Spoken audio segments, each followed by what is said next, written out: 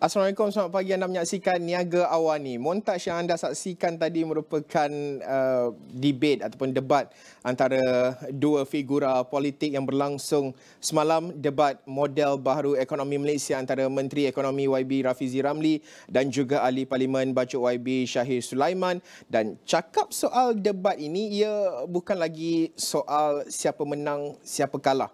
Sebaliknya, apa bentuk penyelesaian kepada permasalahan, idea yang disumbangkan terutama dalam bentuk penstrukturan ekonomi yang mungkin telah lama kita depani di Malaysia ini, terutamanya dalam bercakap soal perangkap negara berpendapatan sederhana. Ini satu perkara yang cukup lama dibincangkan. Adakah solusi yang dilontarkan mampu untuk mengurangkan hutang sebagai contoh, meningkatkan hasil negara, memastikan kesejahteraan rakyat dan juga bukan sekadar kosmetik? Pensyarah kanan politik ekonomi UiTM Sabah, Profesor Madya Dr. Firdausi Sufian bersama dengan saya di dalam talian pada ketika ini. Dr. Firdausi, pertama sekali mungkin respon awal melihat kepada debat yang berlangsung semalam, melihat kepada idea, konteks, meraikan perbincangan yang sihat, terutamanya dalam mencari solusi kerana ianya dilihat bipartisan, kedua-dua parti melontarkan idea-idea mereka. Bagaimana ianya ditawarkan oleh model ekonomi yang ditawarkan? Pandangan doktor, apa bentuk idea yang ditawarkan kedua-dua pendebat ini, Dr. Firdausi?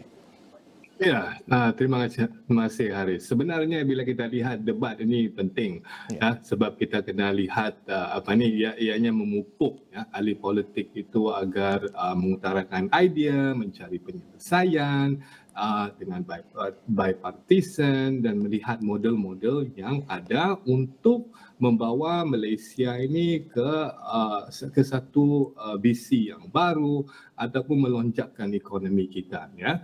Jadi sebenarnya debat-debat gini sebenarnya baik, ya. Sebenarnya dalam untuk memupuk masyarakat lebih celik dan matang, dan juga kita memberi ruang dan peluang kepada ahli politik itu untuk mengutarakan idea mereka dan juga meningkatkan sepatutnya keserjanaan itu dan juga rakyat dapat menilai, melihat. Dan sebenarnya bila kita lihat, ya, apakah model baru yang ditawarkan dalam perdebatan ini, memang saya tidak nampak berapa jelaslah model yang diutarakan, ya. Dan kalau kita lihat sebenarnya ialah kita tidak cari siapa yang menang, siapa yang kalah ataupun siapa yang betul, siapa yang salah. Sebab dalam debat ini kita kena lihat logik. Bagaimana, sebab kita cerita tentang model, maka kita harus lihat sejauh manakah logik yang diutarakan itu, idea itu, model itu relevan dengan ekonomi Malaysia sekarang. Jadi ini yang paling asas sebenarnya. Jadi kalau kita lihat, selepas melihat debat daripada debat dengan Anwar Ibrahim dan juga Datuk Seri Anwar dan juga Datuk Seri Najib sebelum ini, ya, kita mempunyai ekspektasi, ya. Namun selepas semalam tu ekspektasi kita kena adjust sedikit lah. Alright. Sebab sebenarnya bila kita cerita tentang model ini, saya sendiri tidak nampak sebenarnya perdebatan untuk memperhalusi model ekonomi baharu itu kan, dan juga idea baharu itu. Sebab kita nampak memang ada, sebenarnya ada juga, tetapi here and there. Alright, ianya amat bersifat, kadang-kadang kita nampak amat bersifat sinikal, mazhab apa, kiblat apa, ya, tidak menjawab soalan. Jadi pada pendapat saya, bila kita lihat daripada perdebatan ini, ya, bila kita cerita tentang model, maka model itu pertama kita kena akui apakah masalah ekonomi. Saya rasa ini jelas daripada YB Rafizi apakah masalah-masalah yang kita hadapi. Yang kedua adalah cabaran untuk mengatasi masalah ini. Right? Apakah cabaran-cabaran kita sekarang ini, kan, seperti mana Haris cakap tadi, contohnya pelaburan, gaji, ya, dan beberapa isu lagi, penstrukturan ekonomi, ya. Nah, ini adalah cabaran-cabaran kita, dan yang paling penting adalah policy enabler. Right? Apakah enabling faktor pemboleh itu untuk kita mencapai satu visi yang besar, ya. Jadi pada pendapat saya, bila kita lihat mungkin ekonomi madani yang dibentang sebelum ni, yang diluncurkan oleh Perdana Menteri itu, mungkin itu boleh diperhalusi modelnya itu. Sebab di sana ada 7 penanda aras, lepas tu ada tumpuan-tumpuan tertentu. Ianya amat besar ya. Jadi dalam ekonomi model baru ni mungkin YB Rafizi boleh perincikan apa pemboleh dia itu dan apakah objektifnya dan bagaimana kita ingin capai, timeline-nya, KPI dia. Dan saya ini tidak berapa jelas, dan YB Syahril pula mungkin membeli alternatif kepada ekonomi ekonomi madani itu kan, dan kita tidak berapa nampak daripada ada bumbung rumah yang dinyatakan itu, tapi saya rasa itu hanya konsep-konsep. The question is bagaimana kita ingin capai national stability di banyak kali dinyatakan ya, dan juga kitaran ekonomi, integriti ekonomi dan kesederhanaan ekonomi, tapi bagaimana, saya rasa ini tidak berapa jelas dalam perdebatan tersebut. Dr. Firdausi, sebagai pensyarah ekonomi politik, saya tak boleh lari daripada soalan politik sedikit. Menjelang hari pengundian, sudah tentu dalam panas bahangnya pilihan raya negeri ini, adakah debat semalam akan dilihat sedikit sebanyak memberi impak kepada keputusan di kotak undi pada Sabtu ini? Pandangan Dr. Firdausi. Ya, sekiranya kita lihat, ini memang soalan yang selalu ditanya setiap kali ada debat, adakah dia memberi impak ya. Kalau kita tengok perdebatan antara Datuk Seri Najib dan juga Datuk Seri Anwar dahulu, kalau kita lihat memang tidak ada banyak impak pun terhadap masa tu pilihan raya ya. Tapi kalau kita lihat kali ini, bagi saya memang kalau kita lihat secara umum memang tidak memberi impak yang secara langsung. Pertama, YB Rafizi dan Syahril bukan calon. Mereka bukan calon, dan sebab bila kita cerita tentang PRN ini, dia amat isu lokal, ya, isu tersendiri, melihat pada pemimpin pada setiap negeri, ya, setiap daerah, setiap DUN tersebut, ya. Jadi dia tidaklah memberi apa-apa impak. Tapi kalau perdebatan itu antara MB Kedah dan juga MB Selangor, itu cerita lain lah pula.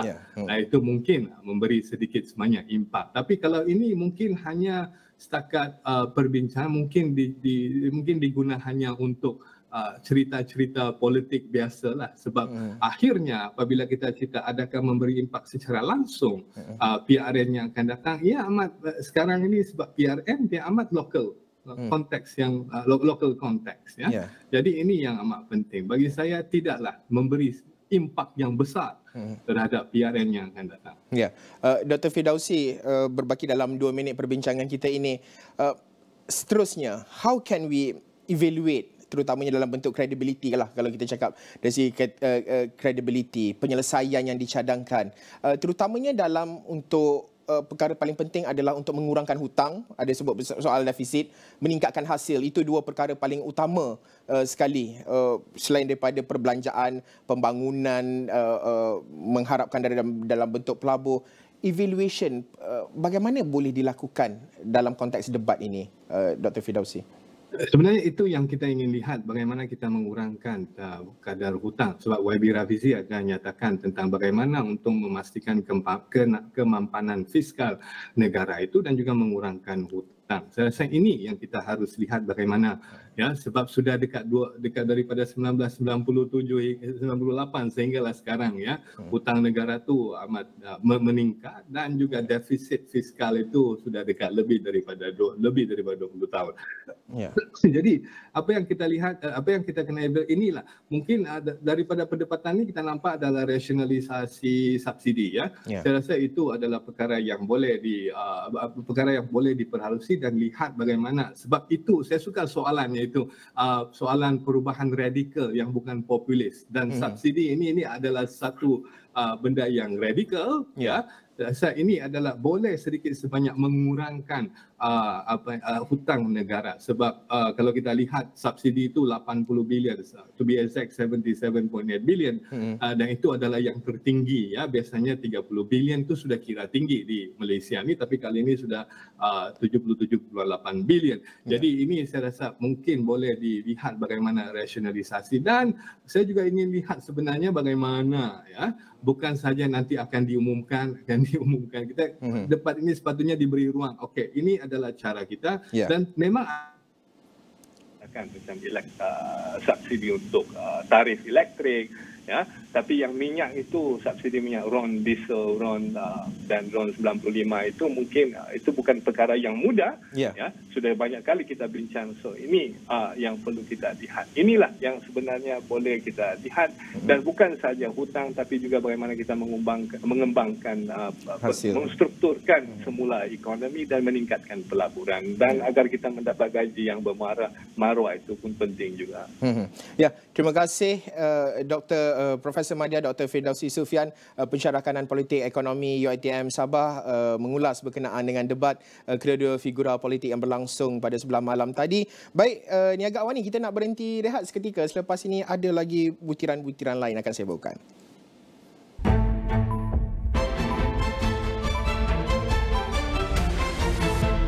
Mama, baju kotor.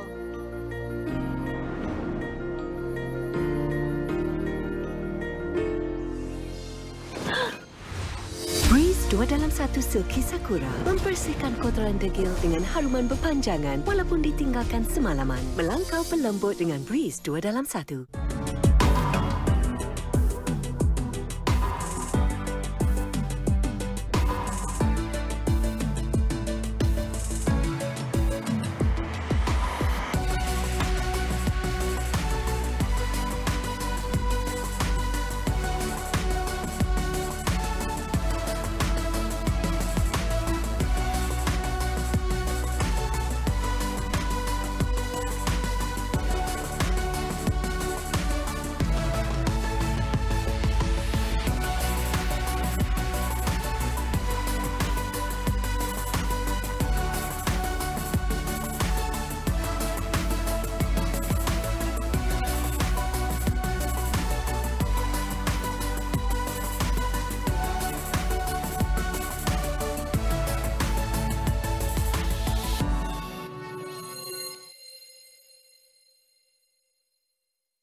This is my job. Perjalanan masih panjang. Bersalah. I'm feeling wow. Ni boleh. Jangan engkar, jangan langgar. Jangan. Bersedia. Bang Untuk sebarang situasi. Wheelman Malaysia, Mira Merah di Astro Ria dan Astro Go. Asia tumpuan utama dunia. Dengan ekonomi yang semakin rancak, pembangunan lestari dan tenaga boleh diperbaharui, apakah pula impak kecerdasan buatan AI dalam perkembangan teknologi dan masa depan pekerjaan? Kami mendalami setiap berita dan cerita. Saksikan diskusi, dialog dan laporan khas di Agenda Awani Asia bersama koresponden khas kami setiap Sabtu 9 malam di semua platform Astro Awani.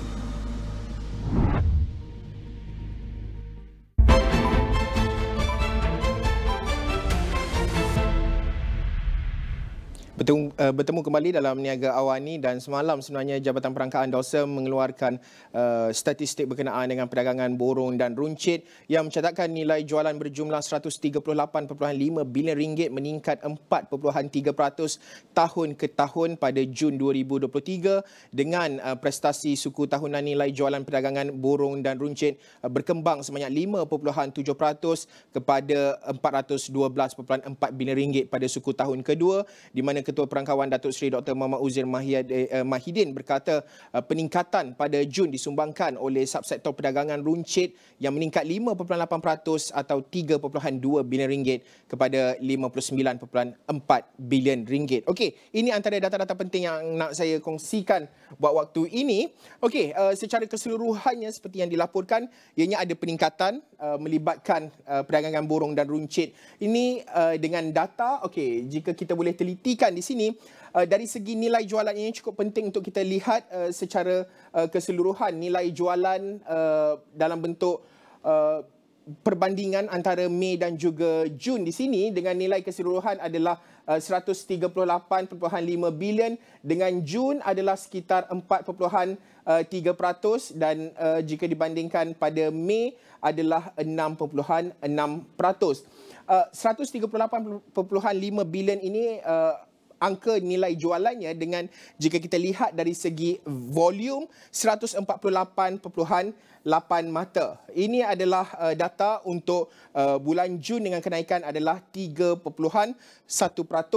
dengan Mei pula adalah hanya ataupun pada kadar 4 peningkatan pada kadar 4.6% Mei dan Jun. Secara keseluruhannya, kalau kita nak lihat suku kedua untuk tahun ini, prestasi perdagangan borong dan runcit ini menunjukkan perkembangan yang cukup positif sebenarnya. Tetapi banyak lagi perkara-perkara yang perlu kita perincikan apabila kita bercakap soal prestasi perdagangan borong dan runcit ini. Okey, ini adalah angka ataupun data penting yang perlu kita lihat dan juga telitikan, di mana kalau nak dilihat dari segi nilai jualan, ada beberapa pecahan di sini. Walaupun kesemuanya meningkat, perdagangan borong runcit kalau kita lihat pada Jun sekitar 62.4 bilion di sini, dan kemudian pada Mei 62.2 bilion. Selain daripada itu, kalau perdagangan runcit juga meningkat dari Mei 58.8 bilion meningkat kepada 59.4 bilion. Peningkatan 5.8% untuk tahun ke tahun, dengan kenderaan bermotor juga meningkat. Rakyat Malaysia ramai juga beli kenderaan untuk bulan Jun 16.7 bilion. Kalau kita bandingkan antara Mei adalah sekitar dalam 17 bilion, dan bagi volume perdagangan borong adalah sekitar 4.5%, tapi kalau kita bandingkan bulan ke bulan, mungkin kita nampak agak penurunan 5.3 kepada 4.5, tetapi kalau kita bandingkan tahun ke tahun, ianya masih lagi mencatatkan peningkatan yang positif, dengan runcit adalah sekitar 2.6, dengan kenderaan bermotor adalah 3.1%. Kalau ikut bulan Mei 2023, 18%. Ini satu angka yang boleh dikatakan cukup besar juga kalau kita nak telitikan jurang antara bulan Mei dan juga Jun 18 kepada 3.1% sahaja dari segi indeks volume kenderaan bermotor. Okey, secara keseluruhannya pelarasan kalau kita lihat dari segi bulanan, Mei 2023 negatif 4.0 dan Jun 2023 adalah negatif 2.2%. Ini adalah antara angka-angka penting apa yang dikeluarkan oleh DOSM semalam, dan sudah tentu untuk kita meneliti berkenaan dengan perkara ini bersama dengan saya menerusi Google Meet, pengarah program MBA Putra Business School PBS, Profesor Madya Dr. Ahmad Razman Abdul Latif. Doktor, pertama sekali mungkin reaksi melihat kepada prestasi pertumbuhan jualan bulanan dan juga suku tahunan berbanding tahun-tahun sebelumnya. Mungkin dalam bentuk faktor-faktor utama yang mempengaruhinya. Sebab kita nampak kalau banding banding tahun ke tahun itu nampak ada peningkatan. Tetapi dari bulan ke bulan itu ada sedikit penurunan. Pandangan Dr. Razman melihat perkara ini? Ya, apabila kita melihat statistik yang telah dibentangkan oleh Jabatan Perdagangan Malaysia, memang menunjukkan peningkatan dari pelbagai sektor perdagangan borong, perdagangan runcit dan kenderaan bermotor, dari segi nilai jualan dan indeks volume semua menunjukkan peningkatan. Dan ini bertepatan dengan pertumbuhan KDNK negara. Kalau kita lihat pada suku pertama 56% dan suku kedua pun dijangka kekal positif, mungkin sekitar 4 hingga 5%. Dan apabila kita melihat secara terperinci, walaupun ianya menunjukkan peningkatan, tetapi peratusan peningkatan itu semakin rendah berbanding bulan sebelumnya, dan ini juga bertepatan dengan jangkaan pertumbuhan KDNK apabila pada suku pertama 5.6, mungkin suku kedua ini sekitar 4 hingga 5% sahaja. Oleh itu, walaupun kita melihat bahawa ini adalah sesuatu yang amat positif, yang amat memberasakan, menunjukkan negara kita dalam landasan untuk pemulihan ekonomi secara total, namun kita harus mengambil kira bahawa mengapa pertumbuhan itu semakin perlahan disebabkan oleh situasi ekonomi global yang juga mengalami pertumbuhan yang semakin perlahan, permintaan barangan perkhidmatan yang juga semakin rendah, dan kita sebagai negara pereksport juga turut terkesan dengan itu, dan juga kalau kita lihat terutamanya macam perdagangan runcit, kalau kita masih lagi bergantung kepada barangan import dengan ringgit berbanding US dollar masih lagi sekitar RM4, 58 macam tu, menyebabkan pembeli ataupun consumer akan lebih berhati-hati dalam pembelian walaupun mereka masih berbelanja, tetapi mereka tidak lagi berbelanja secara orang kata lebih banyaklah seperti bulan-bulan sebelumnya.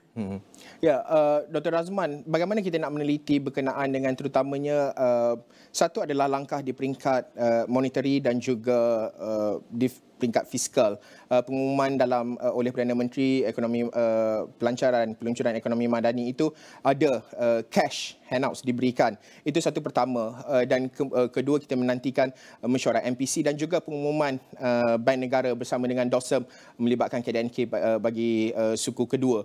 Pandangan Dr. Razman melihat kepada indikator-indikator, bukan sahaja perdagangan borong runcit ini, tetapi banyak lagi perkara-perkara indikator-indikator lain, termasuklah inflasi, kadar inflasi teras yang masih lagi berada di 3% inflasi teras pada ketika ini.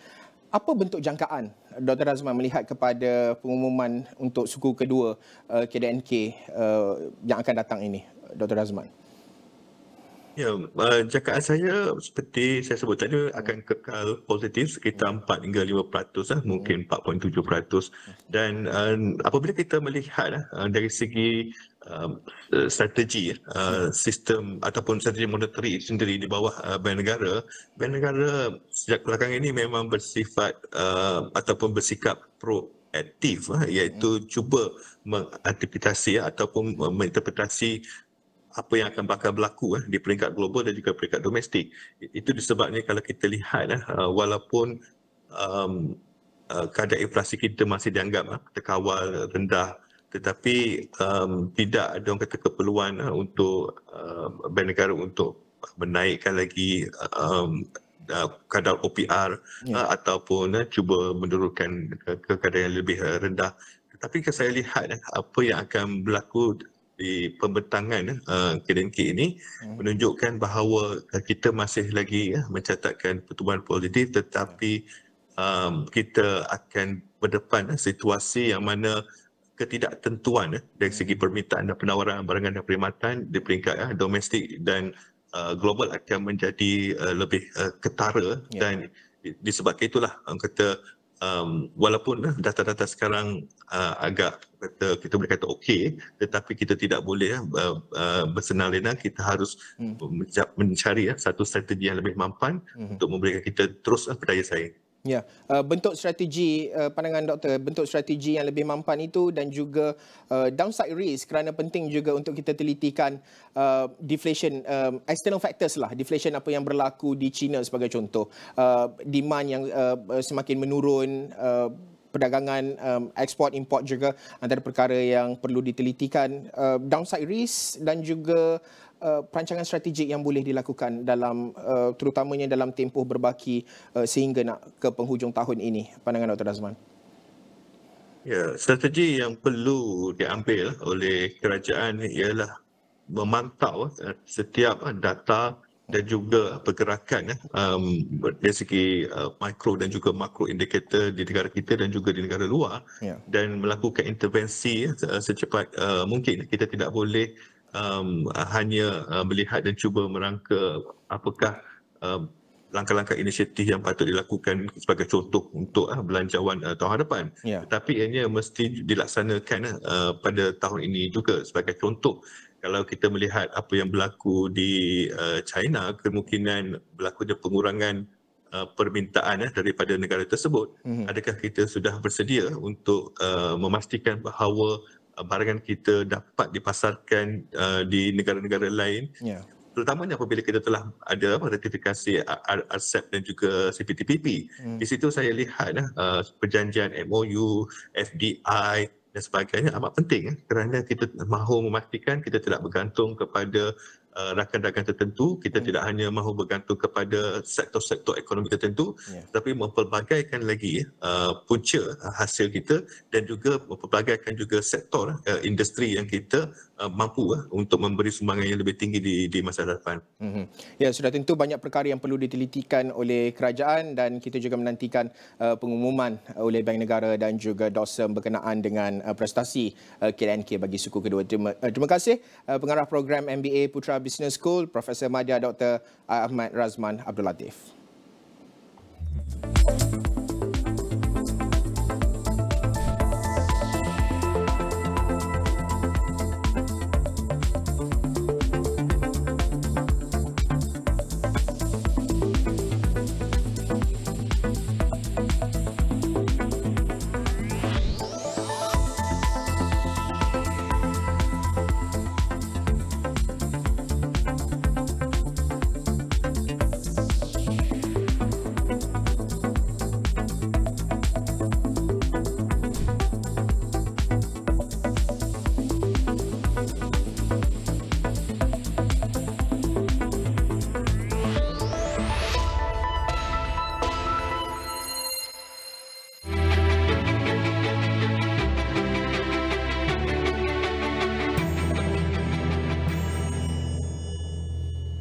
Bau aroma kopi pastinya memberi bau yang menyegarkan buat penggemarnya. Apatah lagi bau biji kopi dipanggang segar yang diproses di belakang warung terus dihidangkan. Itu yang dilakukan generasi kedua pengusaha kopi O Kampung Pontian Johor. Muhammad Razik Muhammad Zahir berkata keseluruhan proses pembuatan kopi dilakukan sendiri oleh pihaknya. Bertapak sejak 1998, perusahaan itu merupakan hasil usaha bapanya Muhammad Zahir Muhammad Saman yang mula memproses kopi sejak berusia 7 tahun. Bagi mengekalkan rasa kopi tempatan, biji kopi diproses menggunakan mesin memanggang kopi secara putaran agar kopi yang dipanggang tidak hangus dan dimasak sekata. Selepas dipanggang, biji kopi perlu direhatkan bagi membebaskan karbon dioksida sekurang-kurangnya 72 jam sebelum dikisar menjadi serbuk. Kami mengetengahkan biji kopi tempatan di mana biji kopi Librica. Petani juga petani tempatan, petani di sekitar Pontian, Tupat dan Keluang. Jadi kami proses, kami goreng kopi atau kita panggil roasting kopi. Kopi kami tiada campuran, 100% kopi, tiada juga margarin ataupun gula. So dia ialah kopi yang, orang cakap kopi sebenar lah, kopi yang 100% kopi. Pemasaran di bidang sosial membantulah, jadi kita boleh mencapai pelanggan yang jauh dengan kos yang lebih baik. Seterusnya meningkatkan pendapatan ekonomi kami. Di samping itu kami dapat memberi nilai tambah kepada semua orang untuk merasa kopi sebenar dan istimewanya dia ialah kopi tempatan. Bercerita lanjut, jenama Kopi O Kampung menjual 300 kg kopi sebulan dan pernah mencapai jualan 900 kg terutama pada musim cuti dan perayaan. Muhammad Razik juga memberitahu setiap hari dia memproses 30 kg kopi untuk warung pagi yang diusahakan keluarga. Beliau berpendapat kualiti biji kopi tempatan setanding dengan kopi luar negara apabila ramai pelanggannya di platform beli belah dalam talian bukan sahaja membeli kopi yang siap diproses, malah biji kopi turut mendapat permintaan. Untuk masa akan datang, kami mungkin akan menambah variasi produk kami dengan perkembangan petani-petani di sekitar sini. Mungkin kami akan keluarkan produk-produk seperti biji kopi yang mungkin single origin daripada kami sendiri. Kami juga akan melihat sumber-sumber atau potensi-potensi baru untuk kami pasarkan produk kami. Mengakui penghasilan kopi O Kampung bukanlah perkara mudah apabila memastikan 100% biji kopi tempatan diguna tanpa campuran. Setiap kali proses memanggang 20% berat kopi akan hilang dan ia menjadikan kos pembuatannya lebih mahal berbanding kopi campuran.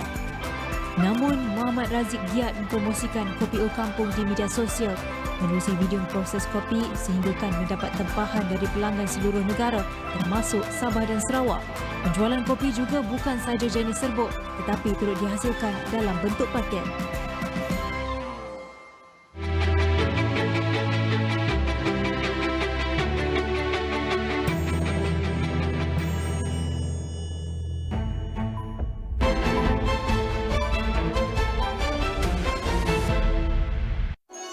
Masalah rambut gugur? Lupakan sahaja. Baharu, Dove Micellar dengan vitamin. Kini dengan vitamin biotin dan formula micellar, menyuburkan dan menguatkan rambut untuk 98% kurang rambut gugur. Dove Micellar Vitamin. Action.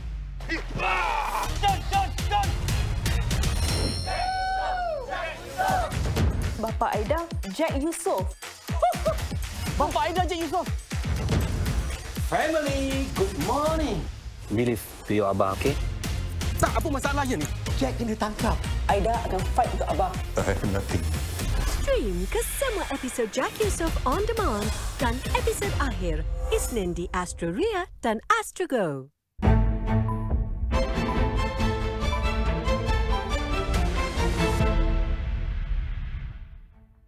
Thanks for joining us. My name is Ibrahim Sani. I have with me a good friend of mine and a good friend of the show, Stephanie Ping, the founder or the co-founder. I don't know, co-founder or the founder? Co-founder. Co-founder of Work, the co-sharing space that you are very familiar with. Welcome back to the show, Stephanie. Thank you for having me. Let's talk about the latest development that you guys are doing now, the collaboration with MDEC. Talk to us more to that effect. Yes, MDEC and us have been collaborating. I wouldn't say it's the latest. It's been a long time already, since 2017 when we started. And then what happened was that they are trying to build the country's digital economy, right? Yeah. And when they saw what we were doing in terms of building the ecosystem for startups, for entrepreneurs, for companies, and not just companies but academics and government all to come and meet each other, collaborate and connect.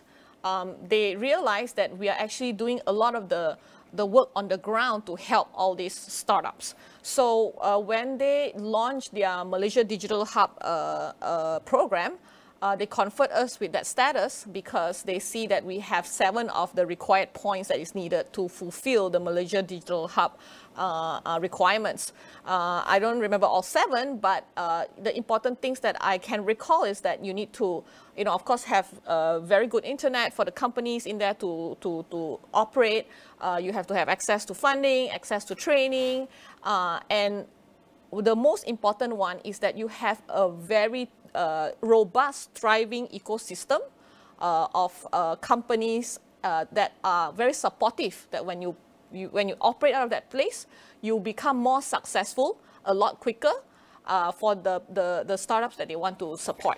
And what we see is that companies coming to set up shop in Malaysia, because there is such a, I would say, amenity or infrastructure of ecosystem for them to use. And I can quote, say, for example, a company from Japan called Signal. They're in our space, and we've seen their growth. They've been growing headcount after headcount, taking more and more of our space. And what they do is they do digital assets for the gaming industry, and they bring this expertise and talent from Japan as well as hire Malaysian workers. And from there, as you know, our animation industry is really growing very, very fast. And this kind of stories is very impactful because you get companies coming here to set up shop, and then bringing the talent from overseas, and then working with our local talent, and that creates more and more, capability for Malaysia to fulfill this kind of services for the world outside, and then that creates more and more opportunities for Malaysian companies to do the same. Let's talk about Work Express then. How does that tie in with that kind of relationship that you have? Yes. Currently, what you see a lot in the market about us is that Work have these co-working spaces everywhere, and they are rather large, right? 30,000 square feet, we're going up to 50,000 square feet, half a building. And in that place is a whole city of itself, a whole ecosystem where you go, you're going to get all the amenities, big pantry, games room, so forth. But you also have all the companies there coming to meet, treating it as the hyper-localized community centers, like a local business rukun tetangga for all the companies to come and meet there. That now when we add Work Express, you're going to get mini pop-up co-working spaces all over the place. And it acts like a hub and spoke model, right? Where we want to go to all the places and all the pockets, small towns and small cities. And this is a much easier way to go because it's smaller. It's a lot easier to build. and it still acts as the local community center over there, which also plugs into the rest of our community centers all over the place, right? So that creates a very large, extensive network of ecosystem all over Malaysia. You have a strategic occupancy of underutilized spaces within, say, for instance, places like hotels and other places, other establishments. How do you bring new life to these kind of establishments? Oh yeah, I mean nowadays real estate, as you know, people are moving towards this very dynamic work style, right? When they are in one place, they don't want just to do one thing in that place. So for example, if you go to the airport, of course you can go and take a plane ride to somewhere in the airport. Yeah. And if that's the only thing you do, then that real estate becomes very vanilla and dry. But when people go to the airport, they want to have some time to take a call. They want to do a little bit of work, right? That happens to me all the time. Yeah, all the time. But if the airport only has, just go there and sit in the boarding room and that's it, then that real estate is very, one-dimensional. But if you go to the airport, you can quickly, do some shopping, or you can have a place for your kid to play, you have to have a place to take a call, do work, then that real estate becomes very dynamic. And nowadays, people are going into that style of living, where whenever they want to do something, then that space allows them to do that with the content inside. So that's how we activate the space. If we go to a mall, a train station, an airport, a hotel, in Pulau Perhentian, you're holidaying, do you sometimes feel like you need to take a call with your boss or your team and so forth? You do. So that's why, like the hotel that we work with is an eco resort, Alunan. They have this vision to not only give that lifestyle to their vacationers, but also make it convenient for them to use their real estate in all manners and all forms that is productive. So that's how we create a lot of value for the people who own just the brick and mortar and really liven up their space. Okay, and of course, with this in mind, do you feel that you're meeting the demands of the modern workforce? Do you feel that you're trying to get the essence of how things are going to be done post-pandemic, for instance, hybrid working, no fixed assets, that kind of stuff? Yes, I think post-pandemic, let's talk about the companies itself and then how the people that they employ work, right? The companies, they want to be much more agile. They don't want to plan so far in advance, because in the past, they will have to say if they get their own real estate, then they will sign in 3-year lease, they have to renovate. And then when they find that, oh, I need to expand my headcount all of a sudden in the next month, it's so hard to do so, because then they have to secure more and so forth. So the real estate is not fitting into their plans. In fact, they have to fit their plans into the real estate, right? This is the same as the airport example I gave you just now. If it's just for traveling, then I have to fit my plans to the real estate. But now work is building the modern infrastructure of real estate everywhere, so that it fits into your plans, so that whenever the company needs to scale, it's very easy for them to do so. And at the same time, when they are in our spaces, they also get to do a dynamic array of things to become successful by working in a community work style. That means collaboration. In any given day, a company would need to know new things or do something, maybe 100 decisions that they have to make. And if every single of that decision is made much better, where you can collaborate or you can leverage off of someone, then everything is done much better, and it becomes a very powerful thing. At the end of the day, you become successful. Being a Stanford alumni, you've been in the Bay Area for the longest of time. You have worked within the best ecosystem possible known to man, at least right now. And you know how far we are in terms of building the ecosystem of what we want to be versus what Silicon Valley has. So what needs to be done to get near that space? I mean, I cannot imagine us becoming, Silicon Valley overnight. But what must it take to get to that level of ecosystem creation? Yeah, well, I mean, I think we have what it takes, right? If you see, the spirit of entrepreneurship is very strong in Malaysia.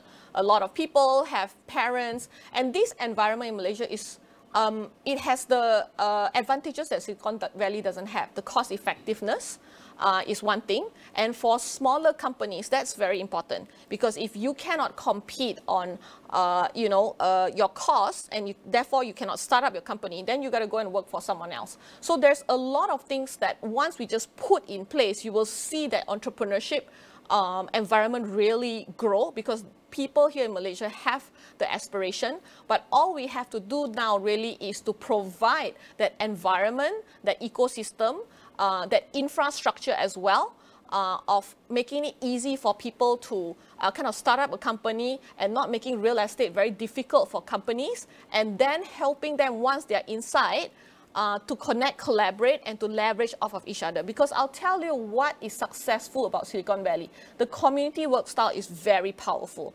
And what that means is that you can achieve a lot more by not becoming better, by not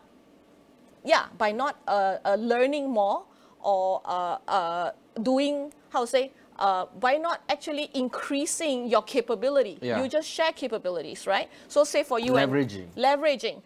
I know what you're trying to say. Yeah. You're not trying to say things like, okay, I need to create more output to be better. If this is the output that I can get out and I'm good at this output, then stick with it. Try to find or collaborate with another individual that is good in that particular different output, and that collaborative space is compounding. It creates, correct. Exactly, because you have, any given individuals have 20, 30 years of experience, 10 years of experience. I cannot replicate his life and what he knows. Even if somebody is more accomplished than you, so to speak, they've got an experience that you don't have. And when you leverage off of that, you're going to need 20 years of his life to know what he knows. Which is a waste of time, to Which be is frank. a waste of time. You can do something else. Exactly. So you just collaborate, and immediately you can produce something together by way of helping each other, by way of sharing connections, which he's also take many years to build. And then you can build something straight away without having to become better or increase your capability. But this is not just about the ecosystem that exists. This is also about culture and the ability for us to grow together. Do you see that happening in Malaysia or in Asia, where we are more of, own prowess and own capabilities, and, the kind of founder company that, of our fathers and mothers' age? Do you feel that that kind of culture is transcending right now or changing? I absolutely see it in our spaces all the time, not just in the people that come and, reside in there and pay us rent there. We actually connect everyone surrounding and people coming in from outside overseas. And when they, plug into our ecosystem, you see them actually collaborating a lot and really leveraging off of this very strongly on a daily basis, minute to minute, hour to hour. So I'll tell you, like, for example, a company that came not even, being in our space, renting space, they came to our networking event. We have a quarterly network party that is very popular with the entrepreneurs. And what happens is that they could not raise their first funding. And when they came to this, they met their first funder and grew their company. And now they are in 50s to 100s headcount. And they came and thanked us, even almost like crying, and say, if we had not came to your network event, we would not have gotten that first investor, and we would not have grown so much. So ever since then, they've been using our community to grow, and we see this all the time with companies where they not just get funding, for digital nomads, for smaller companies, sometimes they need to band together with other companies to provide end-to-end solution to their big clients, for example. And they don't have the resource to go and build a brand new company or department, but the client requires them to take care of everything. So how are they going to do that and compete with the large company if they don't band together and find the resource they need in a thriving ecosystem? It's very hard if they are siloed. But in our ecosystem, they have been able to do that, and they've been able to win projects from very big organizations. And because of this, do you feel that it is necessary for you to now deepen your conversations with MDEC, with Cradle, with all the other organizations in Malaysia, in order for us to see this ecosystem grow or thriving even further? That's right. I definitely believe we can become as good as Silicon Valley. Maybe not in the same topic, but we have the same spirit, same entrepreneurial spirit, and we are actually a very helpful kaum. You know what I'm saying? We are actually very into familial values, community values, and I'll tell you, that sets the base for everything else. Because once you have that, like I say, you may not need to increase your capability so much. You work together and you can produce something much more. And when you have that increased base, then you're going to get a lot more people coming into your country because you are providing this to the entrepreneurs and to the startups. And they'll say, well, Malaysia is very cost effective, right? Number two, they've got the language capability that I need. Number three, it's also a great lifestyle. And I just need the infrastructure and the ecosystem to be able to do this. Do you have the infrastructure for me to, scale my team from very small at a cost-effective way on the real estate side? Yes, okay. Do you have the ecosystem for me to thrive so that I can hire, so that I can learn, so that I can do everything that I need? Yes, then okay, I'm a startup, I'm going to set up shop here. That's how it's going to be. Okay, let's talk about the risks then, because people are talking about risks all the time when it comes to Malaysia. Political risk, government risk, we're looking at internet, 5G being a hold up in terms of deployment. Do you feel that these are noise? Or these are probably the real things that people are now asking whether or not to build a business? Just before you, I had a guest. She runs Muslim Pro. She has a large consumer base in Malaysia. She's based in Singapore. And she's not the first person that has this kind of model. Everybody else has this kind of model. Malaysia is a good market to expand the business, but not necessarily build a business out of. Where do you stand on this topic? I'm seeing companies come into Malaysia, come to our spaces saying, I need thousands of headcount and I'm going to set up here. We have the world's largest tech company with us, needing hundreds and thousands of headcount from us. We've got the world's largest UK-based media company setting up with us saying that they need hundreds more headcount. And we are bursting with customers. So on the ground, you're seeing people choosing Malaysia to come into, to set up shop and to grow very big.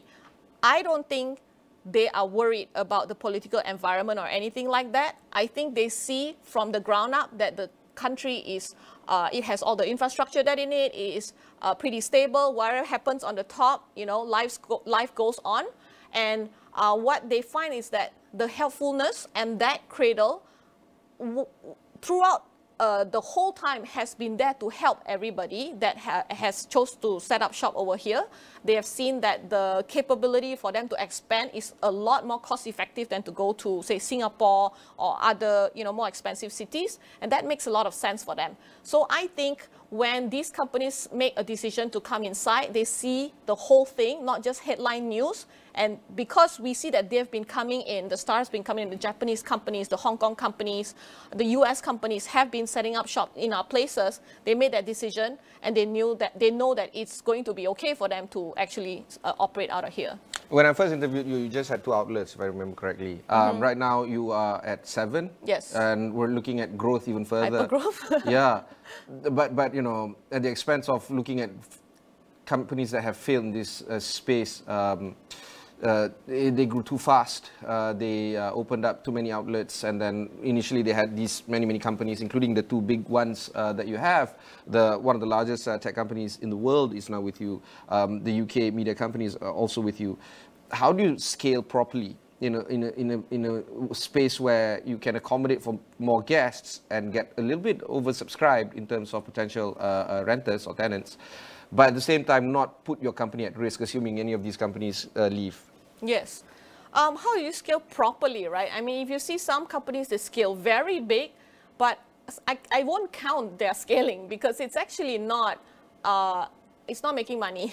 So, you know what I'm saying? Like, the analogy goes, someone might look very rich, but if he's in debt a lot to buy all his beautiful cars and all that, would you call him a rich man, right? Yeah. So it's a very similar thing, right? Where you build something and you look, I've already had a lot of experience looking at companies, Amazon, Facebook, Google. I was there and I agree with some of the things Silicon Valley does things, but I don't agree with a lot of other things as well. We don't live in the same exact world that they live in. Funding is not as easily available over here, and we need to structure the model in a different way so that it works for this part of the world. So when I looked at this co-working model, I said that we can't do it exactly the same. It's a powerful industry to be in. Like, it's going to be the mainstream way of working. 30% of all offices will be flexible offices in the future.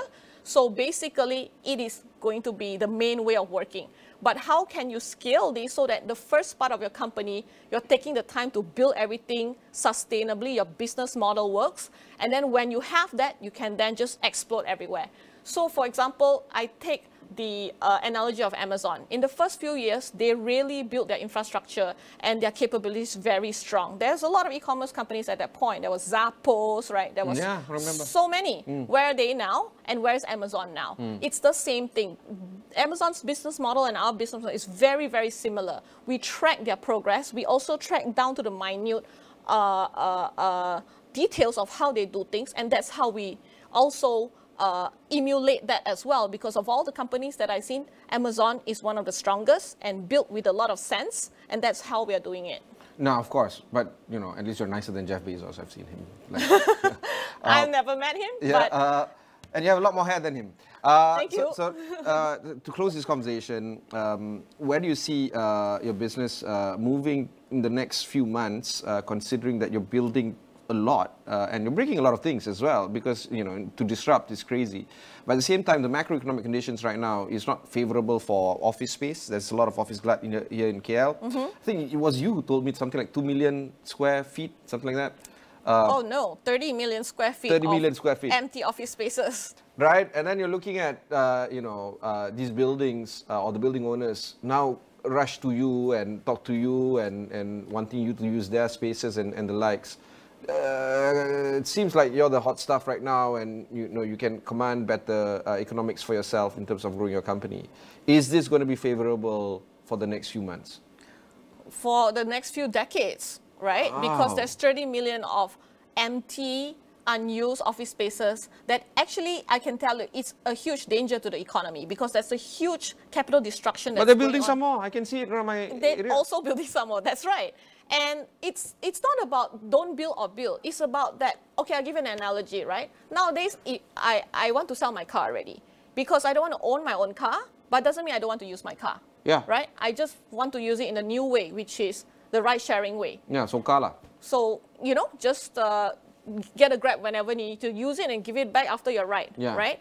And it's not that people don't want to use office spaces. It's more that they don't want to use it in the old format.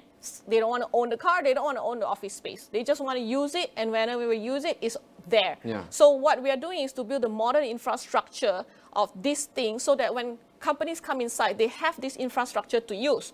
Let me ask you, if you go to a country and there's no electricity, are you going to set up your company there? No way, right? So that's all in the past, right? When you come to a country like Malaysia, Vietnam, wherever you see, you choose where you want to go based on the infrastructure that is available over there. So if you're going to build a company or an office there, you're going to say, is there going to be a network of flex offices over there that I can build my company and hire and bring in talent where I don't have to be stuck into that real estate. Whenever I want to use, wherever they want to use, is all there for me to use. And I don't want to own that infrastructure. I don't want to build my own electricity power plant. I just want to use it. So that country needs to give that capability. It is a necessary condition for companies to start, even in the first place. If you wanna attract companies in here, if you wanna attract companies to even form here, you need to give that infrastructure so that they can operate very flexibly and they are not stuck in to having to own their infrastructure offices that they absolutely cannot own. They need someone else to do it for them. What about our regional competitors, particularly Vietnam and Indonesia? Do you think they're moving faster than us?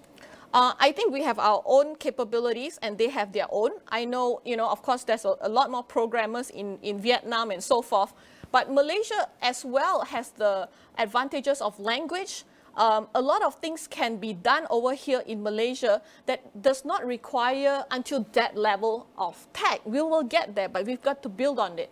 So, for example, I know the largest tech companies, they're setting up shop here because of our language capability, because of our cost, because they can hire a lot of these people to do what they need to do on a large scale, right? So we see this on the ground where companies come in and set up shop here because they have what they need over here, the manpower requirements. And when they do all these things, they're going to be able to give back to the ecosystem by way of osmosis, by way of influencing.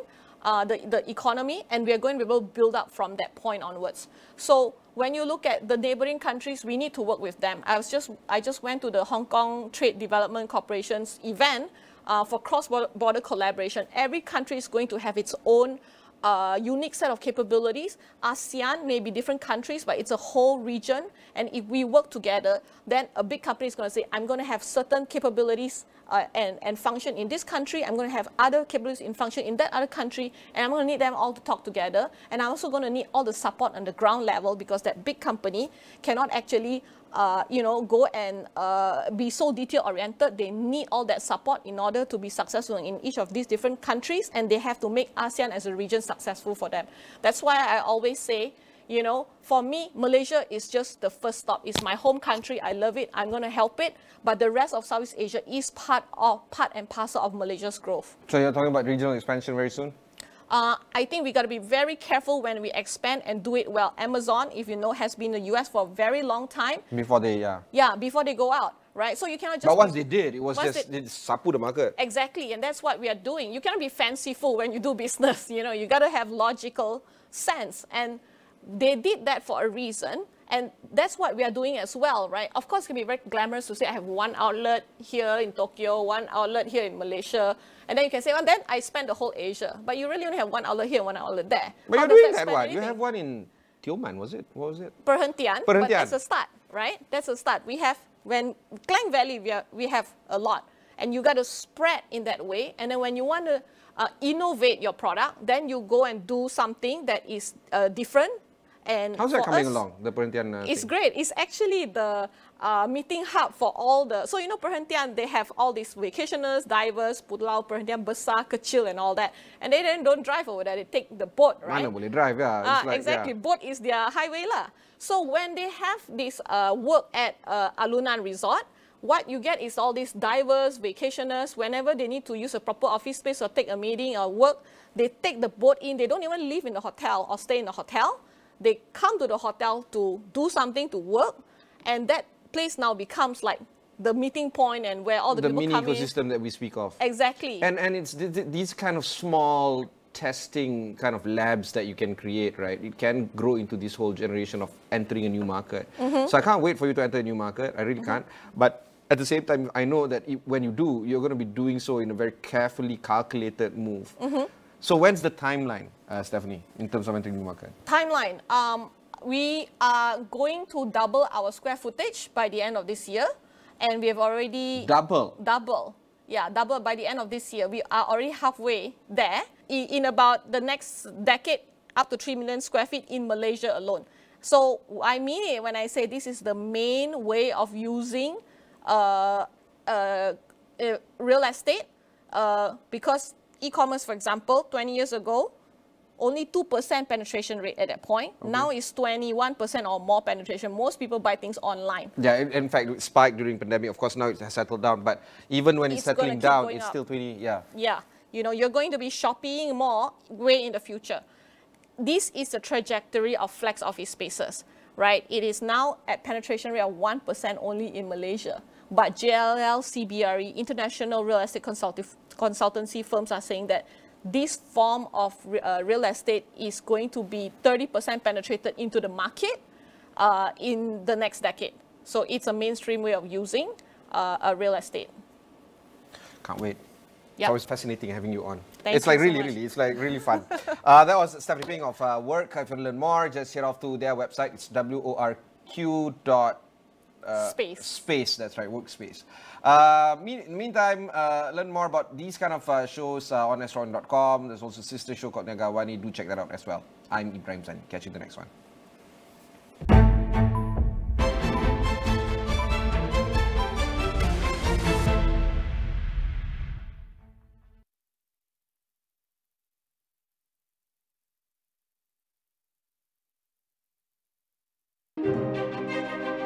Asking the